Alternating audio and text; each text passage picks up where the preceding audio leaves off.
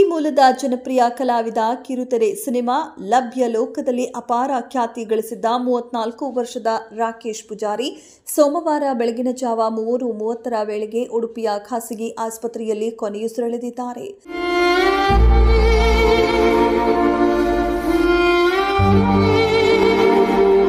ಕಳೆದ ರಾತ್ರಿ ಅವರು ಉಡುಪಿ ಜಿಲ್ಲೆಯ ಕಾರ್ಕಳದ ನಿಟ್ಟೆ ಸಮೀಪದ ಮೆಹಂದಿ ಕಾರ್ಯಕ್ರಮವೊಂದರಲ್ಲಿ ಭಾಗಿಯಾಗಿ ಡ್ಯಾನ್ಸ್ ಮಾಡಿದ್ದರು.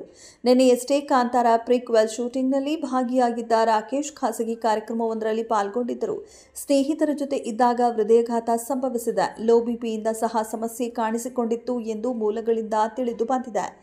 ಸುಸ್ತು ಅಂತ ಸ್ನೇಹಿತರ ಬಳಿ ಹೇಳಿದಾಗ ತಕ್ಷಣ ರಾಕೇಶ್ ಅವರನ್ನ ಖಾಸಗಿ ಆಸ್ಪತ್ರೆಗೆ ಕರೆದುಕೊಂಡು ಹೋಯಿತಾದರೂ ಅಲ್ಲಿ ಅವರು ಚಿಕಿತ್ಸೆಗೆ ಸ್ಪಂದಿಸದೆ ನಿಧನ ಹೊಂದಿದ್ರು ಎಂದು ಸದ್ಯ ತಿಳಿದು ಬಂದಿದೆ. ಇದೆಷ್ಟು ಈ ಹೊತ್ತಿನ ಸುದ್ದಿ. ಮತ್ತಷ್ಟು ಸುದ್ದಿಗಳಿಗಾಗಿ ನೋಡ್ತಾ ಇರಿ ಸಿರಿ ಟಿವಿ.